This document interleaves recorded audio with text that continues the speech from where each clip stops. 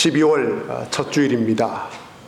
성탄에 주님께서 주시는 기쁨과 평화가 여러분 개인과 가정 위에 넘쳐나기를 주님의 이름으로 기원합니다. 12월 여기까지 달려오시느라 다들 수고 많으셨습니다. 힘드시지 않았습니까?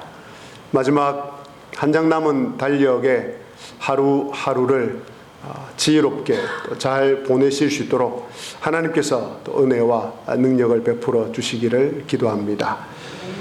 디모데에게 보내는 바울 사도의 마지막 편지, 성경 가운데 바울 사도가 쓴 편지 가운데 마지막인 이 디모데 후서의 마지막 부분에 조금 더 살펴볼 내용이 있어서 여러분들에게 말씀을 들고 섰습니다.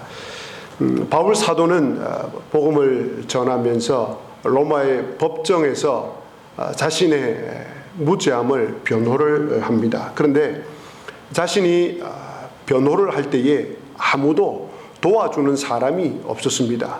모두가 다 바울을 버렸습니다. 자신들의 신변이 위태로웠기 때문에 바울 사도가 아무리 옳음에도 불구하고 그들은 바울 사도를 다 떠나버렸습니다. 그런 바울 사도가 모두가 다 떠나버린 상황에서 어떻게 견뎌냈을까? 어떻게 견뎌냈을까? 17절입니다. 주께서 내 곁에 서서 나에게 힘을 주심은, 주께서 내 곁에 서서 나에게 힘을 주심은 이라고 이야기를 하고 있습니다. 바울 사도는 복음을 전하다가 감옥에 갇히고 신문을 받고 법정에서 스스로에 대해 변호를 하는 동안 결코 혼자가 아니었습니다. 하나님께서 바울 곁에 서서 계셨습니다. 여기에 나오는 동사 곁에 서다라는 이 헬라어 단어 파리스테미는 와서 돕다, 돕기 위해서 오다라는 뜻입니다. 하나님께서는 바울 사도가 법정에서 혼자 자신을 변호할 때에 와서 도와주셨습니다. 또 하나님께서는 바울 사도에게 힘을 주셨다라고 이야기를 하고 있습니다. 주께서 내 곁에 서서 나에게 힘을 주심은, 이 힘을 주다라는 단어는, 이 헬라어 단어는 힘을 강화하다, 더 강하게 해주다, 능력을 더 강하게 해주다라는 뜻입니다. 바울 사도는 법정에 홀로 서 있는 것이 아니라 하나님께서 그에게 더 힘을 강하게 해주셨기 때문에 법정에서 서 있으면서 자신을 변호할 수 있었습니다. 바울 사도는 하나님의 임재와 하나님의 능력을 경험하면서 이 모든 복음 사역을 감당하고 있었습니다. 그 결과 모든 사람들이 자신을 버렸을지라도 끝까지 이 복음 사역을 잘 감당할 수 있었습니다. 어떤 사람들은 기독교를 믿는 이유가 마음의 위안을 삼기 위해서라고 말을 합니다. 어떤 사람들은 종교 하나쯤 갖고 있으면 어려울 때, 힘들 때 위로가 되지 않겠느냐고, 도움이 되지 않겠느냐라고 이야기를 하면서 기독교를 믿습니다. 교회를 다닙니다. 시작은 그럴 수 있습니다. 그러나 이것이 전부가 되면 안 됩니다. 혹 여러분 중에 기독교를 이런 방식으로 믿는 분이 계십니까? 이런 이유로 교회를 다니는 분이 계십니까?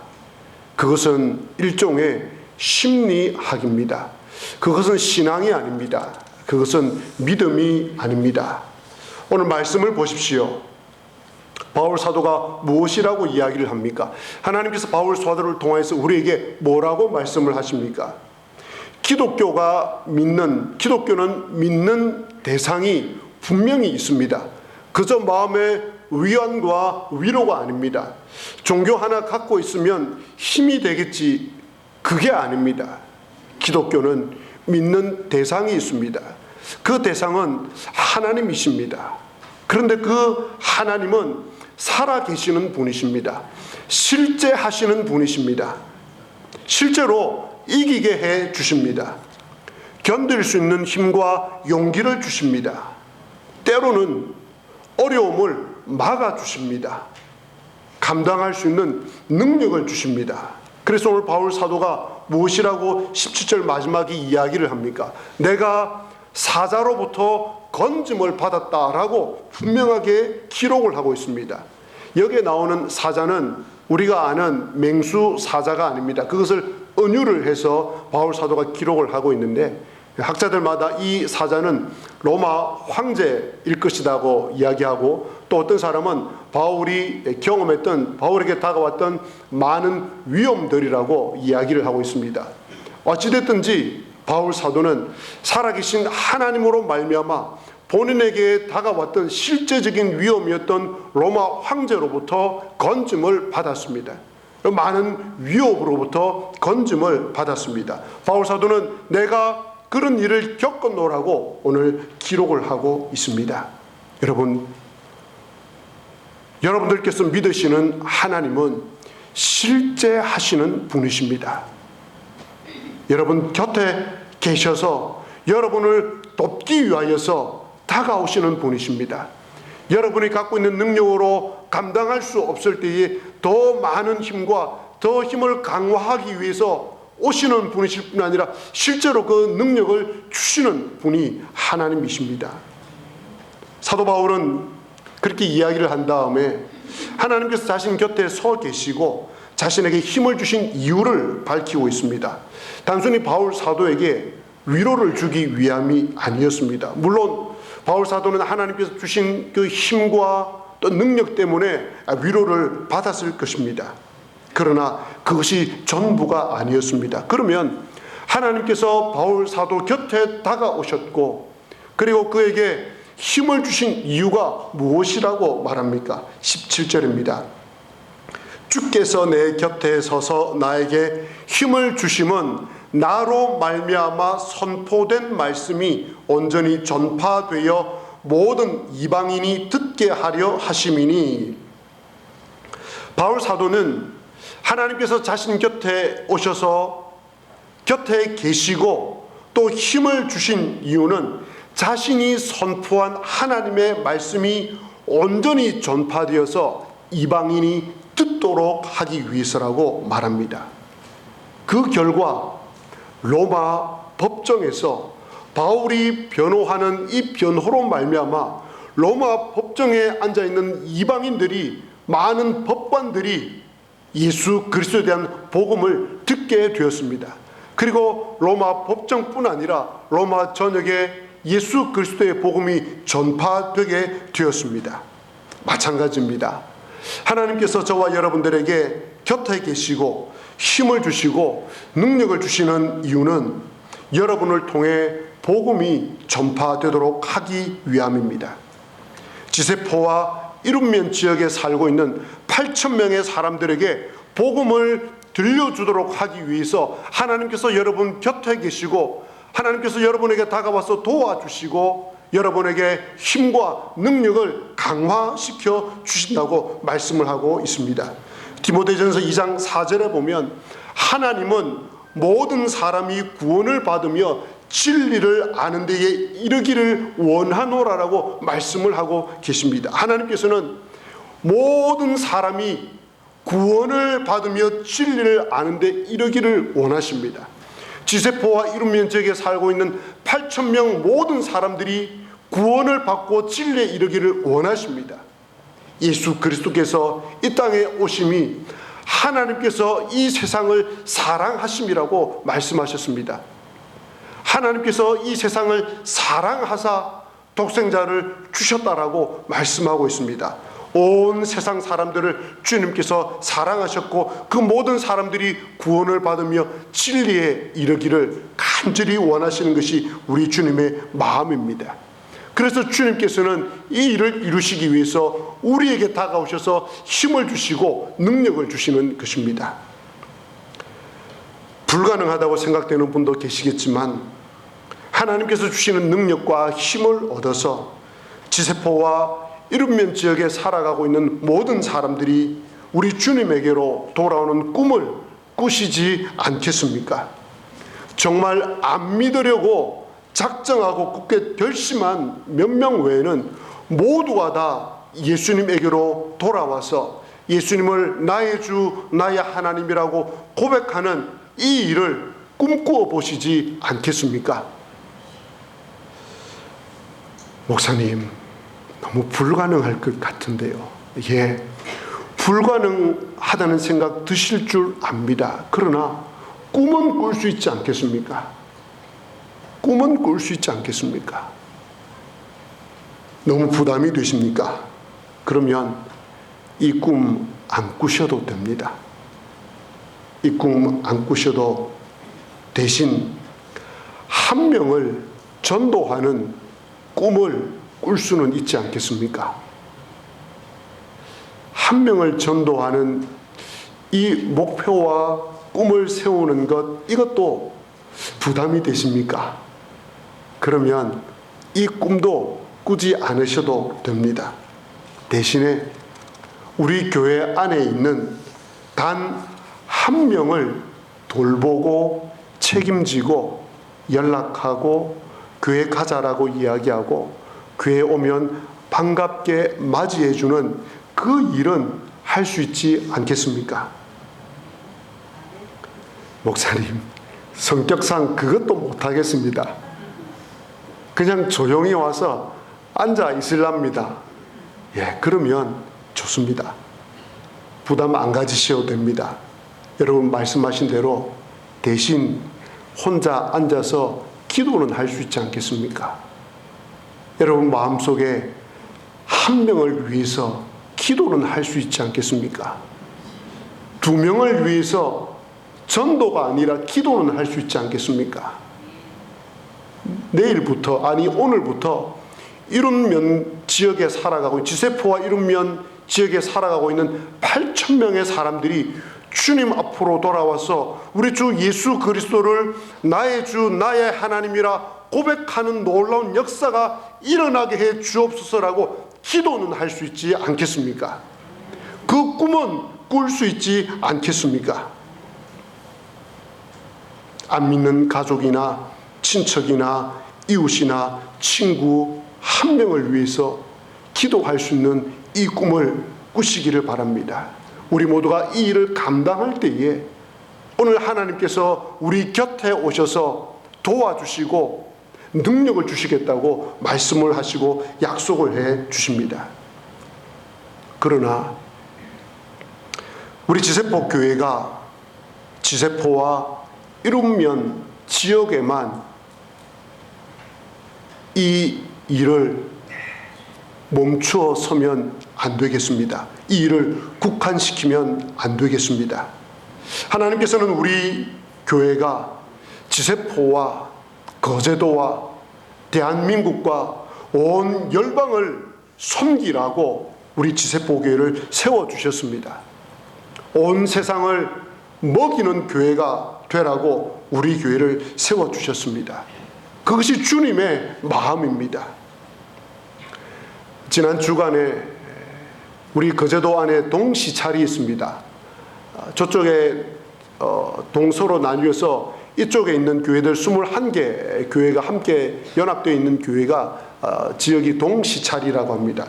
그 동시찰 여전도의 연합회 총회가 우리 교회에서 열렸습니다. 올해 들어서 가장 많은 숫자가 모였다고 했습니다. 100여 명 가까이가 참석을 했습니다.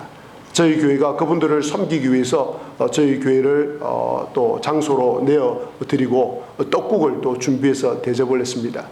제가 떡국을 먹어보았는데 제가 거짓말 안 보태고 대한민국에서 제일 맛있는 떡국입니다. 이 떡국 한 번 더 먹을 수 없습니까? 아, 성탄절에 줍니까? 성탄절에 준답니다.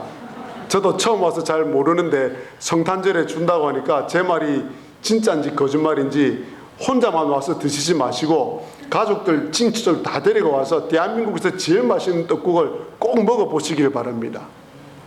아멘도 안 하시고. 제가 떡국을 잘 안 먹거든요. 어디 가면 또 이런 이야기 하면 또 여러분에게 떡국 얻어먹기는 걸렸는데 제가 저희 집사람이 해주는 떡국만 먹습니다. 맛이 있어서 그런 게 아니라 집사람은 떡국을 아주 말랑말랑하게 아주 부드럽게 푹 담궈 놨다가 이렇게 떡국을 해주기 때문에 제가 그래서 이제 그걸 먹는데, 동시찰 연합회 마치고 떡국을 먹으러 갔더니 저희 집사람 기분 나빠도 할 수 없는데 저희 집사람이 만든 떡국보다 훨씬 더 맛있습니다. 동시찰에 온 여전도 연합회 회원들이 얼마나 좋아하는지 이 추운 겨울에 그 뜨뜻한 떡국을 먹고 너무 좋아들 했습니다. 특히 여러분들께서 드린 헌금으로 장만한 저 냉난방기가 훈훈하게 본당을 데워주어서 얼마나 제 마음이 기뻤는지 모릅니다. 여러분들이 드린 이 특별 헌금이 900만 원 넘게 하나님께 이렇게 드려졌습니다. 경제적으로 힘든 시기인데 감사하게도 특별 헌금을 해주셔서 정말 감사를 드립니다. 지난 주간에는 교육관과 식당에 천정형 냉난방기를 설치했습니다. 오늘 오전에 중주일학교 설교를 하러 갔는데 따뜻하고 얼마나 좋은지, 아이들이 얼마나 좋아하는지 모릅니다. 오늘 점심때 식당에 식사로 가셔서 외투 벗고 반팔 입고 식사를 하셔도 될 정도로 따뜻합니다. 여러분들께서 드린 헌금이 누군가를 따뜻하게 해주고 있습니다. 귀하고 보람된 일들을 감당해 주셔서 감사를 드립니다. 여전도 연합회에 동시찰에 계시는 목사님들이 많이 오셨습니다. 당회실에 모여서 목사님들과 이렇게 대화를 나누었는데 두 가지 이야기를 목사님들이 제기해 주셨습니다. 첫째는 목사님, 교회가 참 따뜻합니다 라는 이야기였습니다.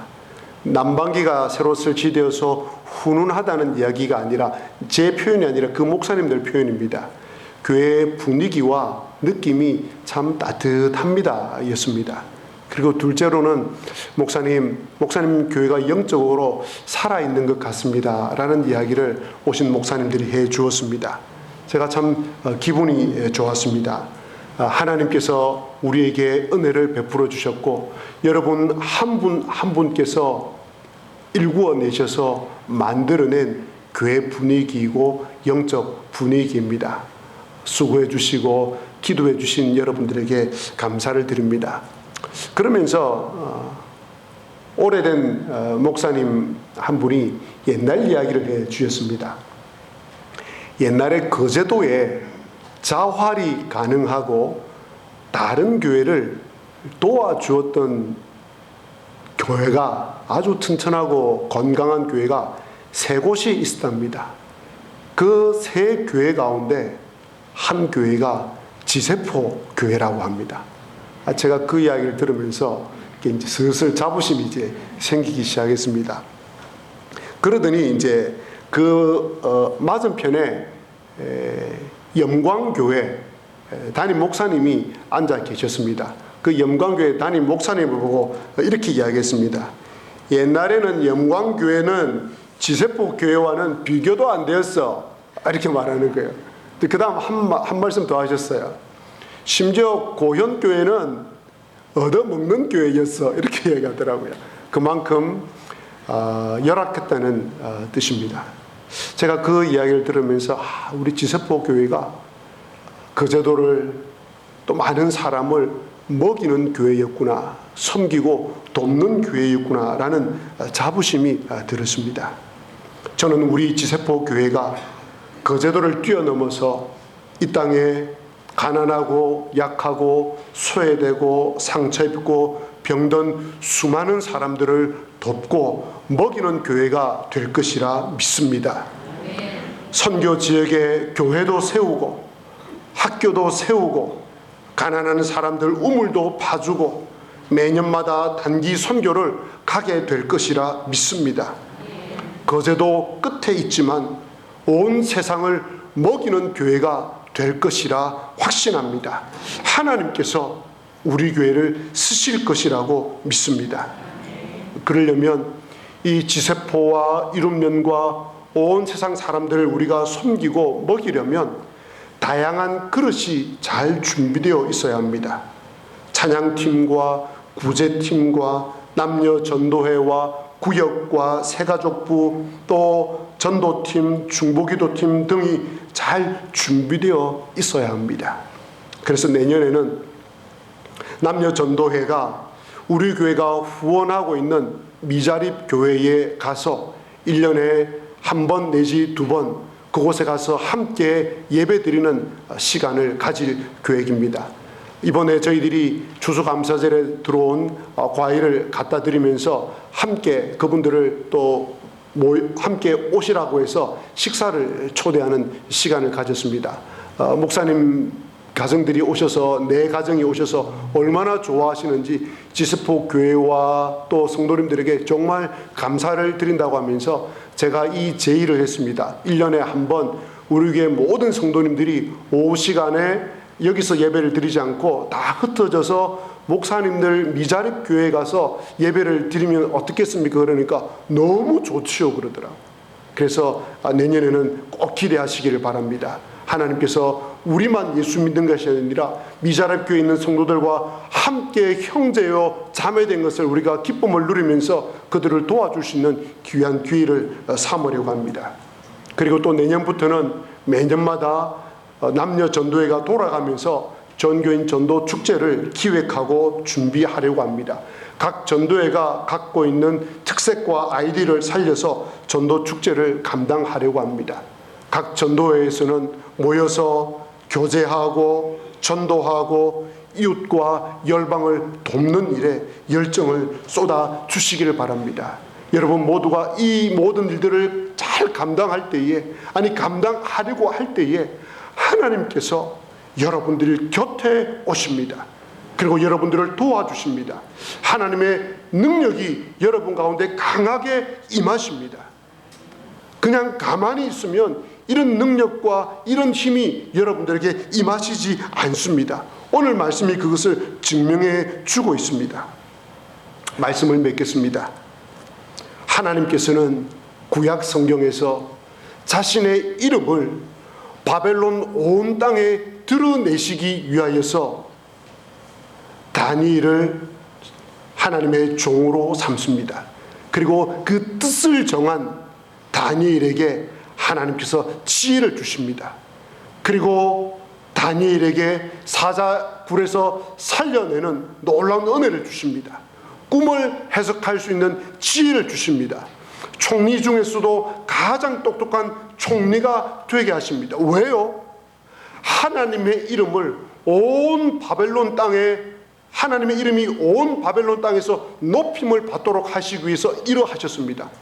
여러분들이 잘 아시는 대로 하나님께서 뜻을 정한 다니엘을 통해서 바벨론 나라의 제국의 왕들의 입을 통하여서 하나님의 이름이 제국 위에 제국 온 땅에 선포되었다는 사실을 여러분들께서 알고 계시지 않습니까? 그 하나님께서는 오늘 당신의 이름을 지세포와 이룸면과 이 땅 온 땅 가득 드러내시기 위하여서 여러분을 부르고 계십니다. 여러분에게 지혜와 능력과 힘을 더하여 주실 것입니다. 세상과 싸워 이기는 지혜로운 그리스도인이 되게 하실 것입니다. 선으로 악을 이기는 능력 있는 그리스도인이 되게 하실 것입니다. 그리스도의 말씀을 전하는 담대한 그리스도인이 되게 하실 것입니다. 이 모든 은혜와 능력과 힘을 부여받아서 이 땅에 있는 많은 사람들을 주님께로 돌아오게 하는 저와 여러분들이 되시기를, 우리 지세포교회가 되기를 주님의 이름으로 간절히 기원합니다. 아멘.